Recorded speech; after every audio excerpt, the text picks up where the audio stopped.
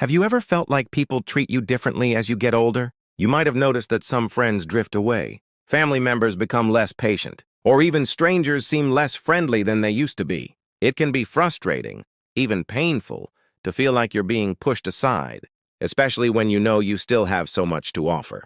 But what if I told you that some of this might not just be about them, but about you, too? In this video, we're going to talk about 6 things that can make people start resenting you after 70. Bam! These are subtle habits, behaviors, or attitudes that, over time, can create distance between you and the people you care about.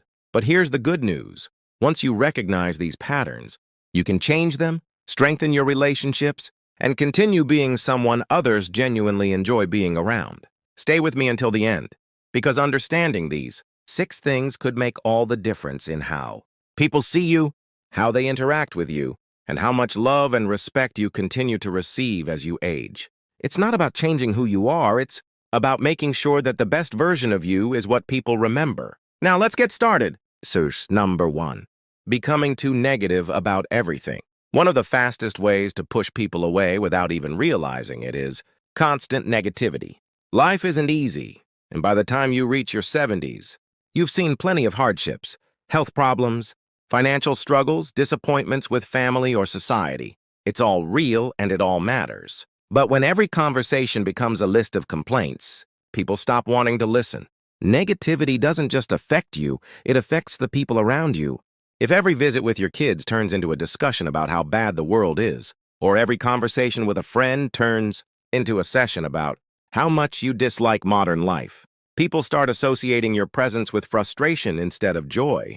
It's not that your feelings aren't valid, it's that constantly focusing on what's wrong can make others feel drained. And over time, they may start avoiding interactions altogether. Think about it. Do you enjoy being around someone who only talks about what's wrong? Probably not, and the same goes for everyone else. No one expects you to be overly cheerful all the time, but balancing frustrations with moments of gratitude and curiosity can make a world of difference.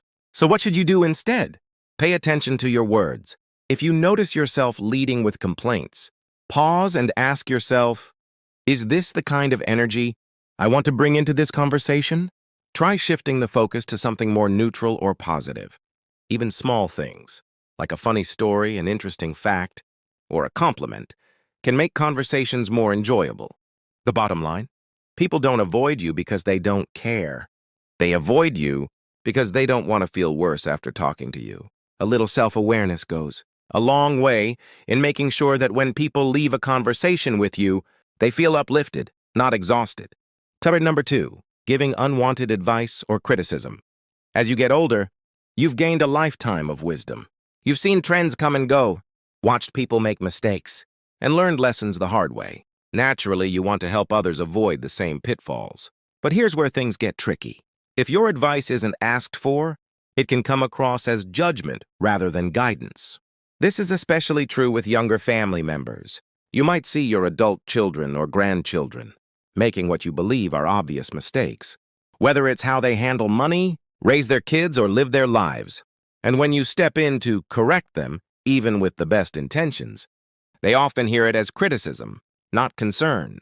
It's not just family, this happens in friendships too. Telling a friend they should eat healthier, stop wasting money, or not get out more might feel like you're helping, but to them it can feel like an attack. No one likes to feel like they're being lectured, even if the advice is good. And when people start associating conversations with you as being full of corrections and critiques, they begin pulling away. So what should you do instead? Wait until you're asked. If someone genuinely wants your advice, they will ask for it. If they don't, it's often best to let them figure things out on their own. This doesn't mean you can't ever share your thoughts. It just means doing it in a way that respects their independence. A simple rule? Ask before advising. Instead of saying, you really shouldn't be eating that, try, are you interested in some tips I've learned about healthy eating? If they say yes, share. If they say no, let it go. The bottom line? People don't avoid advice because they don't care, they avoid it because they don't want to feel judged. When you offer guidance in a way that respects their choices, you become a trusted voice, not a source of frustration. If you're still watching this video and finding these insights valuable, Please comment, oh, number 2, below to let me know you're here. And if you haven't subscribed yet, I recommend you subscribe and turn on the bell so you don't miss any videos. Your support helps us continue creating good content to inform and inspire you. Now let's move forward. Why? Number 3, refusing to adapt to change. The world is changing, always has been, always will be. But one of the biggest mistakes people make as they get older is resisting that change instead of adapting to it. It's understandable. You've lived through decades of traditions, values, and ways of doing things that now seem to be disappearing. But when you refuse to accept that times are different, it can make conversations with you feel exhausting rather than enjoyable. This shows up in a lot of ways. Maybe you insist that things were better in the old days every time a younger person shares something they enjoy. Maybe you dismiss modern technology as unnecessary, even though it's how most people connect today. Or maybe you get frustrated when social norms shift, making it hard to relate to younger generations. But here's the truth. Change is happening whether you like it or not. And when people feel like every interaction with you turns into a debate about why the past was better than the present, they start spending less time around you. Think about technology. Yes, learning new devices, apps, and communication styles can be frustrating. But when you refuse to adapt, you make it harder for people to include you in their lives. Your grandkids might want to text instead of call. Your friends might be making plans on social media instead of over the phone. If you refuse to engage with these changes, you risk becoming more isolated, not because people don't care, but because they don't know how to include you. So what should you do instead? But stay open. You don't have to love every new trend or adopt every new habit, but a willingness to listen, learn, and adapt makes you someone people enjoy being around. Instead of saying, oh, that's stupid, I don't get it. Try, that's interesting, tell me more about it. The bottom line, people don't expect you to love every change, but they do appreciate when you stay curious rather than dismissive. Being open to new things keeps your mind sharp, your relationship strong, and your connection to the world alive.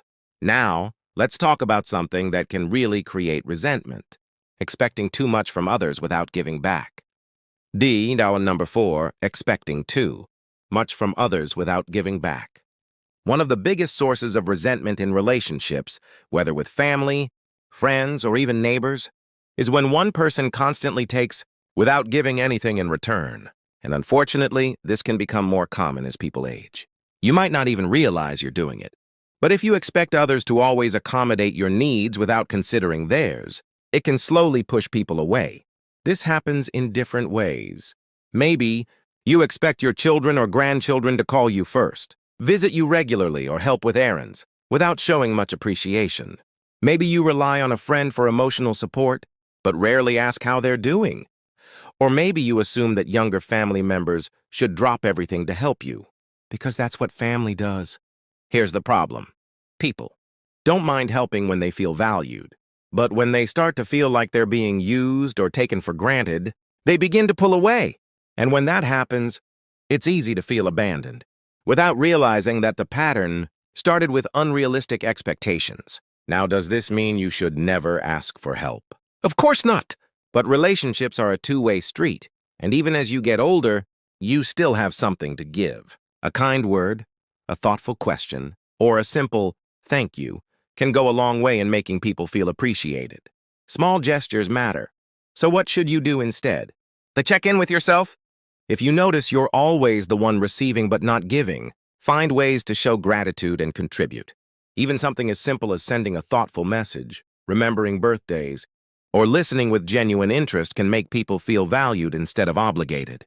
The bottom line?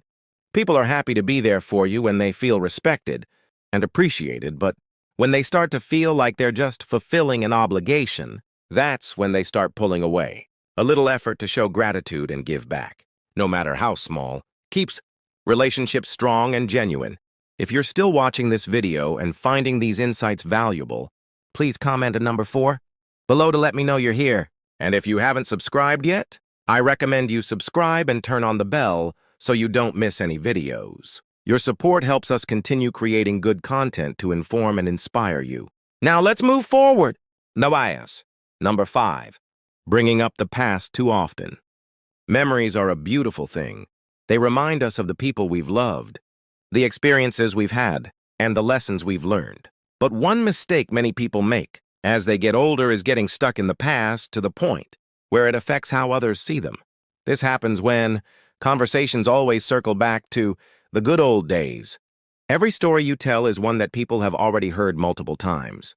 It's easy to fall into this habit. It feels natural to share experiences that shaped you, and reminiscing can bring comfort. But when every conversation is rooted in the past, people start to feel like they can't connect with you in the present. Think about how this comes across to younger people. If every time they talk about their lives, they're met with back in my day, we did things differently, or you kids don't understand how hard it used to be, it can feel like a barrier rather than a conversation. It makes them feel like their experiences aren't valid because they didn't live through what you did. It's not just about younger people. Either, even friends your age might get frustrated if the same stories are told again and again. Over time, this can make conversations feel repetitive, predictable, and frankly, less engaging. So what should you do instead? Balance the past with the present. Share stories, but also show interest in what's happening now. Instead of just telling a memory, ask others about their lives. If you find yourself repeating a story, pause and ask yourself if the moment calls for it. Most importantly, be open to creating new experiences instead of only reliving old ones. The bottom line? Memories are meant to be cherished, not to replace the present. People want to feel connected to you today, not just to who you were years ago. By showing interest in the present and in the people around you, you keep relationships strong and conversations meaningful. Now let's talk about something that can create serious tension. Not respecting boundaries or personal space. Chat number 6, not respecting boundaries in personal space. As we get older, our relationships with family, friends, and even neighbors evolve. But one thing that never changes is that people, no matter their age, need their personal space and boundaries respected. Unfortunately, one of the biggest mistakes people make in their later years is assuming that their presence, opinions, or needs should always take priority simply because they're older. This can show up in different ways. Maybe you expect family members to answer the phone immediately every time you call, and if they don't, you feel ignored. Maybe you drop by someone's house unannounced, assuming they'll be happy to see you without considering that they might be busy. Or maybe you feel entitled to know details about someone's life, who they're dating, how they're spending money, what decisions they're making, without recognizing that they have the right to privacy. People may not say it out loud, but when they feel like their boundaries are being ignored, they start creating distance.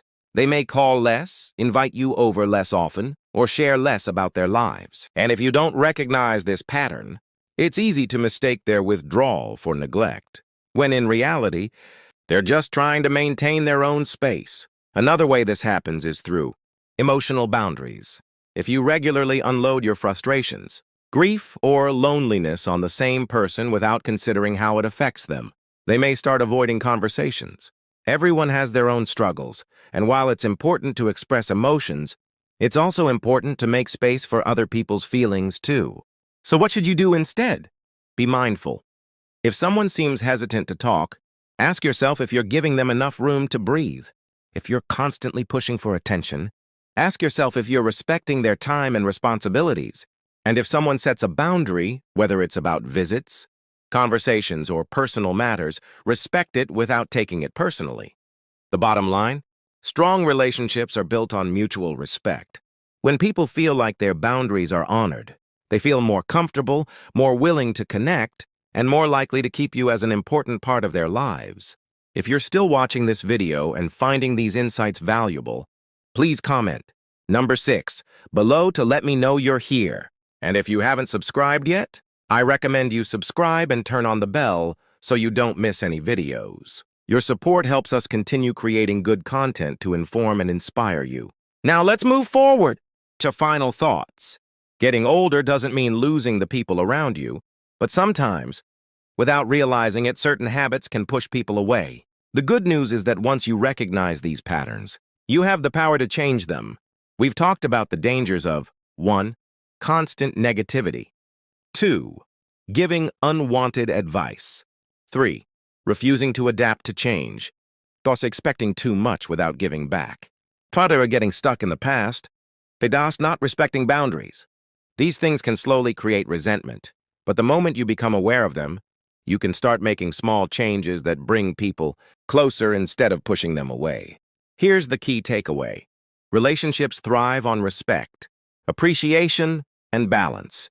People want to spend time with those who make them feel good, valued, and heard, and no matter how old you are, you can be that person. Now, I'd love to hear from you. Which of these 6 points stood out to you the most? Have you ever experienced someone pulling away, and now you realize why? Leave a comment below. I read everyone, and your thoughts might help someone else going through the same challenges. Thank you for joining us today. We'd love to hear from you. Leave a comment below and share one thing you learned today and how you plan to use it in your life. Your thoughts are important to us, so don't hesitate to share them. Reading your comments gives us great motivation and encouragement. If you enjoyed this video and found it helpful, please like, subscribe, and share. Your support helps us continue creating good content to inform and inspire you. Thanks for watching, and we look forward to seeing you in the next video.